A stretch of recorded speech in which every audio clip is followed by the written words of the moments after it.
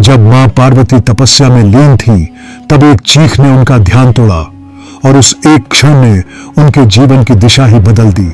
जानिए वो रहस्य जिसने स्वयं महादेव को प्रकट होने पर विवश कर दिया।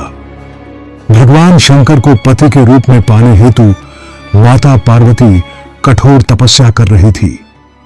उनकी तपस्या पूर्णता की ओर थी। एक समय वह भगवान के चिंतन में ध्यान मग्न बैठी थी। उसी समय उन्हें एक बालक के डूबने की चीख सुनाई दी। माता तुरंत उठकर वहां पहुंची। उन्होंने देखा एक मगरमच्छ बालक को पानी के भीतर खींच रहा है। बालक अपनी जान बचाने के लिए प्रयास कर रहा है तथा मगरमच्छ उसे आहार बनाने का। करुणामयी मां को बालक पर दया। उन्होंने मगरमच्छ से निवेदन किया कि बालक को छोड़ दीजिए, इसे आहार न बनाए। मगरमच्छ बोला, माता, यह मेरा आहार है। मुझे हर छठे दिन उदर पूर्ति हेतु जो पहले मिलता है, उसे मेरा आहार ब्रह्मा ने निश्चित किया है। माता ने फिर कहा, आप इसे छोड़ दे, इसके बदले मैं अपनी तपस्या का फल दूंगी। ग्राह ने कहा, ठीक है।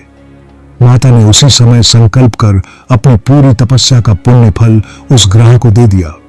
ग्राह तपस्या के फल को प्राप्त कर सूर्य की भांति चमक उठा। उसकी बुद्धि भी शुद्ध हो गई।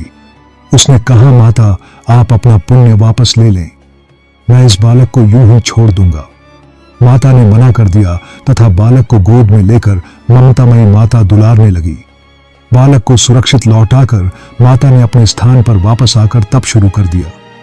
भगवान शिव तुरंत ही वहां प्रकट हो गए और बोले, पार्वती, अब तुम्हें तप करने की आवश्यकता नहीं है। हर प्राणी में मेरा ही वास है।